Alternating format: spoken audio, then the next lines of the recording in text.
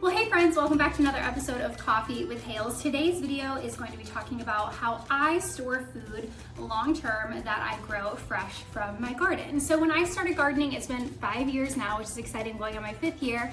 I can't wait to start my 2026 garden. I wish I would have known a little bit more information about very basic food storage. I started just by growing in 2 garden beds and then going from there. And I tend to have a lot of leftover food and I didn't know what to do with it. So gave a lot away. I was able to sell some of it, which is great. But I wish I would have known a little bit more basic information on how to store foods from your garden that you've grown. I'm gonna show you how I have been storing my very humble pantry that I have from my garden from this past year, and then show you guys some different options for food storage as well. When I look on social media, I sometimes get really discouraged because I see other people's like cantries and pantries, and I see them with all this food on their shelves and that they've grown themselves all these different things. Well, you have to start somewhere, right? And that's what this channel is all about. It's about just starting, putting one foot in front of another, sometimes failing, sometimes doing really well and having success, and learning from both experiences. So if you're starting to garden, or if you want to learn a little bit more about food preservation without feeling overwhelmed, this is going to be a good video for you. So when it comes to preserving your food, you have a lot of different options. You have pressure canning, water bath canning, freeze drying, freezing just in your freezer, and also dehydrating as well. So I've done a few of those methods, which we'll talk about today.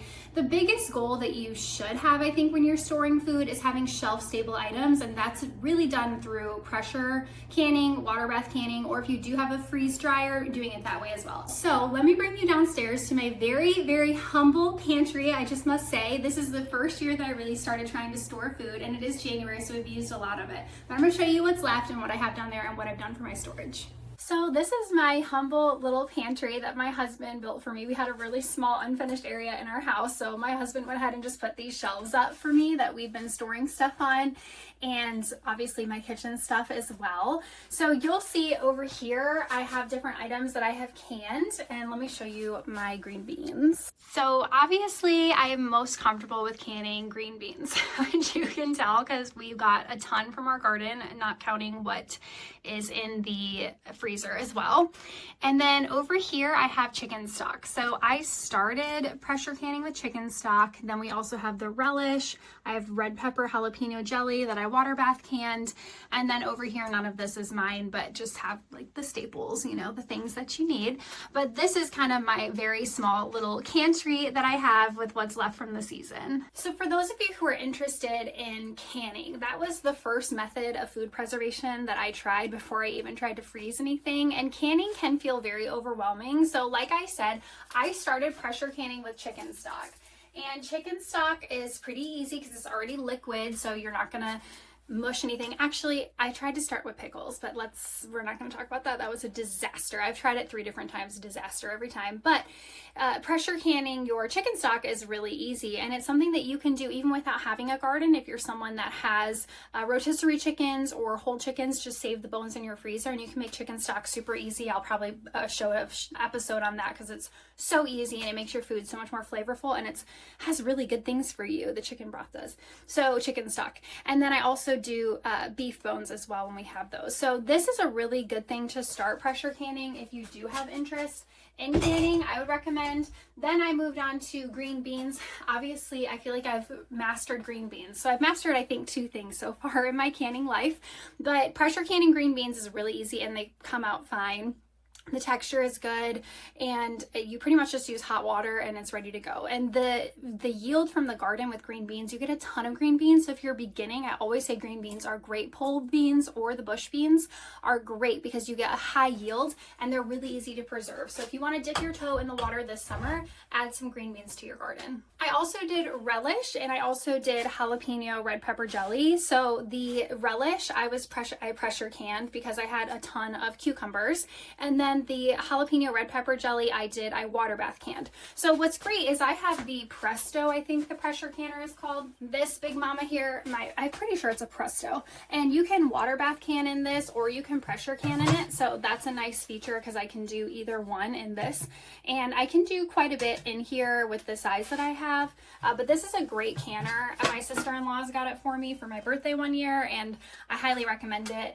And you can buy a little kit, I think even on like Amazon, or I like to go to, there's a local store called Ace Hardware that has it. So a lot of hardware stores have pressure canning stuff too, if you have any interest in starting that this summer. And the last thing I want to show in my very, again, humble pantry, this is very humbling to show you guys, because again, you see so many online that are amazing, and this is what I have, but this is amazing to me because 3 years ago I would have never thought I'd have anything like this, but are my onions. So I'm really excited to show you guys.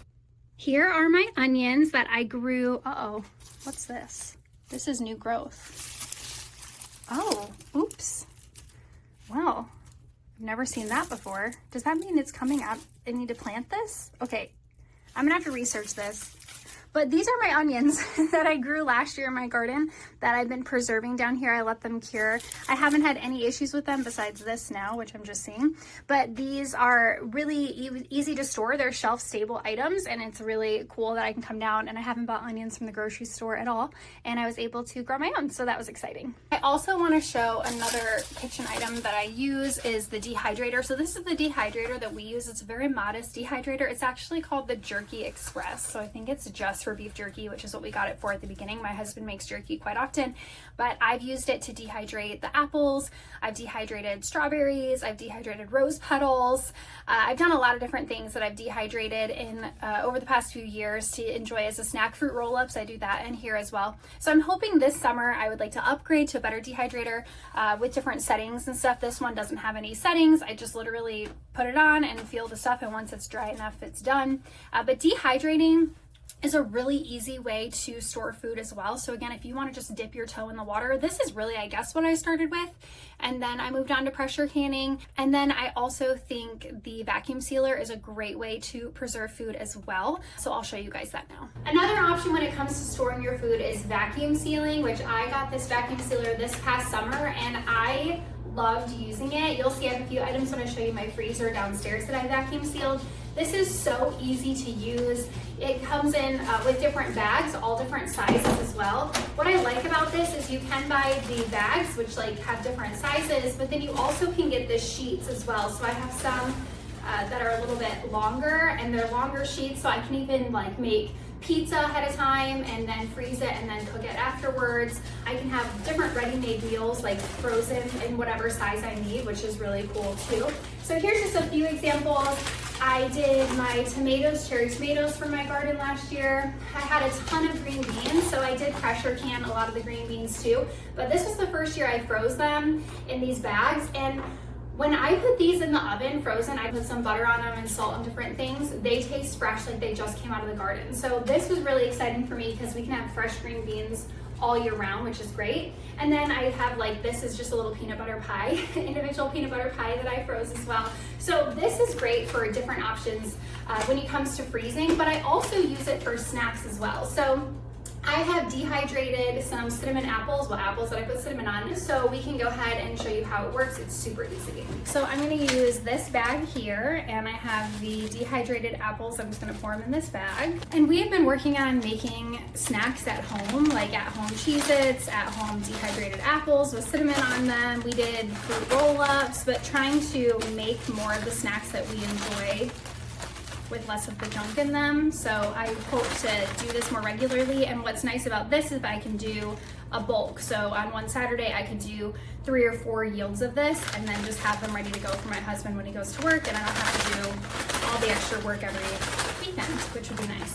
Okay, so I have it, and I'm gonna go ahead and put it in the machine. Okay, I got it locked, and I'm gonna go over here, and we wanna make sure it's set on dry.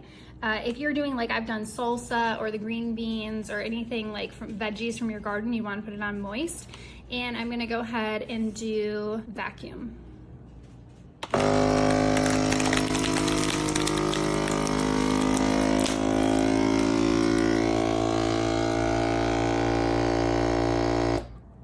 And then it's gonna go ahead and blink a few times up here, and it's going to seal. So you just have to wait because it's gonna seal it shut. Okay, and then you wanna unlock it. You should hear some pressure release.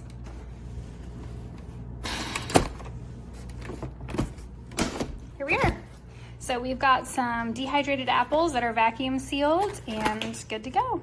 Okay, we have a freezer in our basement and I wanted to show you guys. This is salsa that I did freeze that I was able to vacuum seal, and this is all salsa from the garden. So all ingredients from the garden, which is really fun to enjoy. I also have down here a ton of green beans, which you guys can see that I froze with vacuum sealing. And like I said, these are great to use in the oven, like so easy. And then I also just have some tomatoes that are frozen as well that I actually forgot about. And then I did freeze some zucchini, already sliced up zucchini, so I can make some zucchini bread when I want it. And I also had carrots. I've already used all of them, but I had carrots from the garden too that I sliced up that I could use throughout the year. I also vacuum seal pasta as well. I did a video on making homemade pasta, so if you have any interest in that, you can check it out. But definitely I will vacuum seal my pasta and leave it in the freezer, which is nice. So if you're someone who is nervous to can, which I don't blame you, I was really nervous to start canning as well, this might be a good option for you because you can still preserve so much in the freezer. Again, the goal is to have shelf-stable items, but this is still a good thing to have. Eating fresh food throughout the year is a goal, and if you can do that with having a really easy vacuum sealer, definitely go for it. Well, thanks for watching, friends, wherever you are in your 2026 gardening journey. I hope this gave you some inspiration on how you can better preserve and store your food from your garden so you can enjoy your fresh produce all season long. If you're someone who is growing in zone 7A or 7B, I do have on my Etsy account a garden planner. If you'd like to check it out, it will show you when to start your seedlings, when to direct seed, when to transplant, and give you some tips and tricks as you're growing in the 7A or 7B area. So definitely it'll be linked below if you'd like to support me in that way. But thanks for watching. You are an encouragement to me. If you're starting a garden in 2026 or just continuing your gardening journey and like to see more of a beginner-like vibe, I guess, as you're on YouTube, definitely follow along and I'll be giving my tips and tricks and showing you my successes and my failures throughout this next gardening season. I'll be talking to you soon.